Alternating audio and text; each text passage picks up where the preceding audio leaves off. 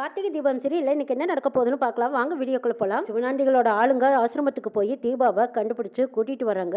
கூட்டிட்டு வந்து மண்டபத்துல அங்க பாரு உங்க அம்மா அப்படின்னு சொல்லவும் அம்மா அப்படின்னு கூப்பிடுறா தீபா. தீபாவை பார்த்ததும் ரேவதி பார்த்ததும் அதிர்ச்சி அடைகிறாங்க. ஓட்டமா மணமேடையில இருந்து கீழே ஓடி வந்து தீபா குட்டின்னு வராங்க. ரேவதி ஓடி வந்ததும் தீபா கன்னத்துல முத்தம் கொடுத்து கண்ணே சாப்பிட்டியான்னு கேக்குறாங்க. தீபாவும் ரேவதியும் பார்த்து கொஞ்சிக்கிறத பார்த்த மாயாவுக்கு ஒரே சந்தோஷம். அப்பாடா எப்படியோ இவளுக்கு ஒரு குழந்தை இருக்குன்னு தெரிஞ்சா நிச்சயமா இந்த கல்யாணம் நடக்காது. ஆளாளுக்கு வாய்க்கு வந்தபடி பேசுவாங்க. பேசினாங்கன்னா டென்ஷன் ஆகுவாங்க. டென்ஷன்ல இந்த கல்யாணம் நடக்க வாய்ப்பே கிடையாதுன்னு நினைச்சிட்டு இருக்காங்க மாயா. ரேவதி யார் இந்த பொண்ணு உன்னை எதுக்கு அம்மான்னு கூப்பிடுறான்னு கேக்குறாங்க சாமுண்டேஸ்வரி. சிவனாண்டி அங்க கை தட்டிக்கிட்டு வராங்க. இப்பதானே புரியுது என்னடா இது திடீர்னு தான் வீட்டு டிரைவரை மாப்பிள்ளையாக்கி இருக்காளே இந்த சாமுண்டேஸ்வரி. இந்த ரேவதிக்கு ஒரு குழந்தை இருக்குன்னு தெரிஞ்சு அந்த மகேஷ் இங்க இருந்து எங்கேயும் சொல்லிக்காம கொல்லிக்காம கிளம்பி ஓடிட்டானோ. பெரிய இடத்துல இப்படி நடக்கிறது ஒரு சில வீட்டுல ஜகஜந்தான். ஆனாலும் உன் வீட்டுல இப்படி ஒரு விஷயம் நடந்திருக்கும் போது என்னடா இது திடீர்னு டிரைவருக்கு பொண்ணை கொடுக்குறாளேன்னு நானும் யோசிச்சேன். இதுதான் மேட்ரா இதுதான் காரணமாங்கிறாங்க சிவனாண்டி.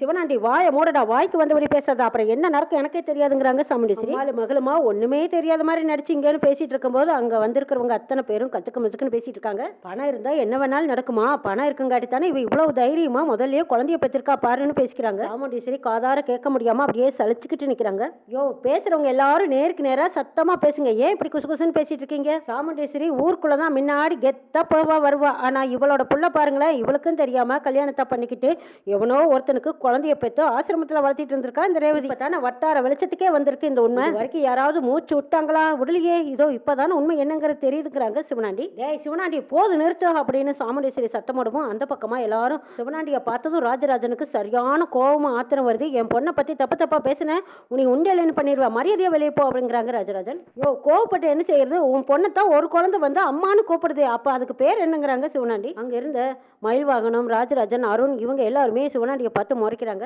ரேவதி இப்ப உண்மையை சொல்ல போறியா இல்லையா யார் இந்த குழந்தை ஆளாளுக்கு வாய்க்கு வந்தபடி எப்படி எல்லாம் பேசுறாங்க பாத்தீங்கல்ல எல்லாரும் முன்னாடியும் இந்த குழந்தை யார் குழந்தைன்னு சொல்லுன்னு கேக்குறாங்க சாமுண்டேஸ்வரி. அம்மா அது வந்து அப்படின்னு ரேவதி தயங்கி நிக்கிறாங்க. அம்மா இந்த குழந்தை என் குழந்தை கிடையாதுங்கிறாங்க. சரி அப்ப எதுக்கு உன்னை அம்மானு கூப்பிடுறா. அம்மா இந்த குழந்தைக்காக தான் நான் மகேஷியை கல்யாணம் பண்ணிக்கிட்டு மகேஷையும் கூட்டிட்டு போய் இந்த குழந்தைய நான் தத்தெடுத்துக்கலான்னு இருந்தேன். இந்த குழந்தைய நீ எதுக்காக தத்தெடுத்து வளர்த்தணும்னு கேக்குறாங்க சாமுண்டேஸ்வரி. இதுக்கு பின்னாடி பெரிய கதையே இருக்கு இப்ப அதை சொல்ல முடியாது. ஆற அமர இந்த குழந்தை எப்படி வந்தது எதுக்காக வந்தது என்னையே அம்மானு கூப்பிடுதுங்கிறத மறுபடியும் சொல்றேங்கிறாங்க.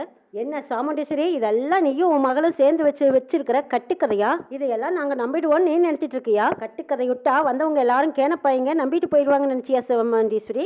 சிவனாண்டி நீ முதல்ல வாய மூடி என் பொண்ணை பத்தி எனக்கு தெரியும். என் பொண்ணு பத்திரமாத்த தங்கம் என் பொண்ணு என்கிட்ட எதையும் மறைக்க மாட்டாங்கிறாங்க சாமுண்டேஸ்வரி.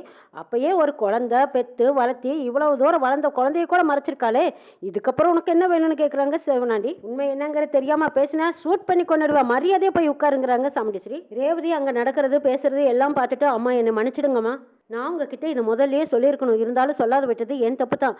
கல்யாணத்துக்கு அப்புறமா நான் மகேஷோட சேர்ந்து இந்த குழந்தைய மறுபடியும் வீட்டுக்கே கூட்டிட்டு போய் வளர்த்திக்கலான்னு தான் ஆசைப்பட்டேன்.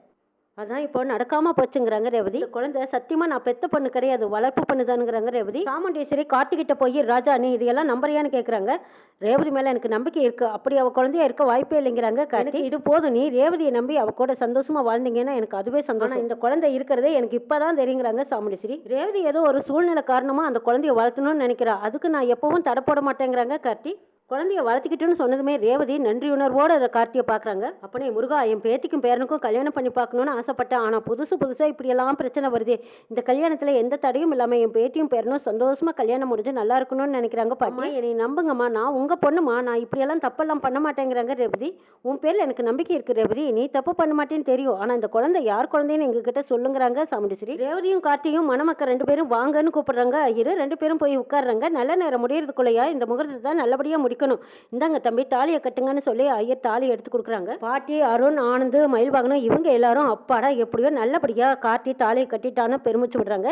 இந்த பக்கமா சாமுண்டேஸ்வரியும் ஆஹா ஜோடி பொறுத்து அருமையா இருக்கு நாம நினைச்ச மாதிரியே டிரைவருக்கும் நம்ம பொண்ணு ரேவதிக்கும் நல்ல வாழ்க்கை அமைஞ்சிருச்சு இனிமே எந்த கவலையும் இல்லைன்னு நினைக்கிறாங்க சாமுண்டேஸ்வரி. ரேவதிக்கு கார்த்தியை பிடிக்கவே இல்லை எங்க அம்மா கிட்ட அதை எதையும் சொல்லி அம்மாவையே நம்ப வச்சுட்டியே ஆசாசியா மகேஷை காதலிச்சு கல்யாணம் பண்ணிக்கலாம்னு ஆசைப்பட்ட அதுக்கு துணையாவும் இருந்து போட்டு இப்ப கடைசி நேரத்துல அந்த மகேஷ் எங்கேயோ கடத்தி வச்சுட்டு இப்ப என் கழுத்துல நீ தாலி கட்டிய டிரைவர். ஆனாலும் நீ என் கழுத்துல வேணா தாலியை கட்டியிருக்கலாம். ஒரு நாள் உன் கூட நான் சந்தோஷமா வாழ மாட்டேன்னு நினைக்கிறாங்க ரேவதி. கார்த்திகை ரேவதி கழுத்தில் தாலியை கட்டினதும் அங்கிருந்து எல்லாரும் ஆசீர்வாதம் பண்றாங்க. சந்திரா மட்டும் பூவை அப்படி வெற்றுப்பா வீசி எறிகிறாங்க. நாம எவ்வளவோ பிளான் போட்டோம், ஆனா அந்த கல்யாணத்தை தடுத்து நிறுத்த முடியலையே. டிரைவரே இப்ப ரேவதிக்கு மாப்பிள்ளையா வந்துட்டான். அந்த வீட்டுக்கும் மருமகனா வரப்போறான். பண்ண தப்பு எல்லாம் புட்டு புட்டு வச்சிருவானோ. ஆரம்பத்திலேயே இவனால பெரிய குடைச்சல் தான், இன்னும் அதிக குடைச்சல் கொடுப்பான். இவனை என்னதான் பண்றதுன்னு யோசிக்கிறாங்க சந்திரா. தாலியை கட்டினதும் ஐயர் குங்குமத்தை கொடுக்குறாங்க. பொண்ணோட நெத்தி வகட்டுல பொட்டு வைங்கன்னு சொல்றாங்க. கார்த்தியும் அந்த பொட்டு எடுத்து அப்படியே ரேவதி நெத்தியில வைக்கிறாங்க. என் காதல தட்டி விட்டுட்டு என்னோட சொத்துக்கு ஆசைப்பட்டு என் கழுத்துல நீ தாலி கட்டிட்டியல, ஒரு நாளும் உனக்கு நான் பொண்டாட்டியா இருக்க மாட்டேன்னு மனசுல அப்படியே வெறுப்பா கார்த்தியை பார்த்துட்டு இருக்காங்க ரேவதி. சாமுண்டீஸ்வரி எப்படியோ டிரைவருக்கும் ரேவதிக்கும் நல்லபடியா கல்யாணம் முடிஞ்சது. அந்த மகேஷை துரத்தி விட்டாச்சு. இனிமே அவன் வரமாட்டான், அவன் தொல்லை இருக்காதுன்னு நினைச்சுக்கிட்டு ஆசீர்வாதம் பண்ணிட்டு இருக்காங்க சாமுண்டீஸ்வரி. பாட்டியும் ரேவதிக்கும் கார்த்திக்கும் கல்யாணம் முடிஞ்ச கையோட தன் கையில வச்சிருந்த பூ மாலைகள் எல்லாம் போட்டு ஆசீர்வாதம் பண்றாங்க பாட்டி. அடியே சாமுண்டீஸ்வரி, நீ என்னதான் பில்டப் கொடுத்தாலும் அப்பவும் என் பேத்திக்கும் பேரனுக்கு தாடி கல்யாணம் பண்ணி வச்சிருக்க. இதுல பார்க்க போனா ஜெயிச்சது நான் தான், தோத்து தான் நீ போய் நிக்க. அந்த ஒழுக்கங்கிட்ட மகேஷை கல்யாணம் பண்ணி வைக்கிறேன்னு ஆடாடுன்னு ஆடுனியல. இப்பவும் என் பேரன் தான் உன் குடும்ப மானம் மரியாதை உன் பொண்ணோட வாழ்க்கை எல்லாம் காப்பாத்திருக்கான். நீ பார்த்த மாப்பிள்ளைய விட என் பேரன் தாண்டி எல்லா இடத்துலயும் சிறந்தவன். இப்படிப்பட்ட பையனை நீ எங்க தேடினாலும் கிடைக்க மாட்டான்னு நினைக்கிறாங்க பாட்டி. அப்பவும் ஜெயிச்சது நான் தாண்டின்னு நினைக்கிறாங்க. என்ன நடக்குதுன்னு நாளை பார்க்கலாம்.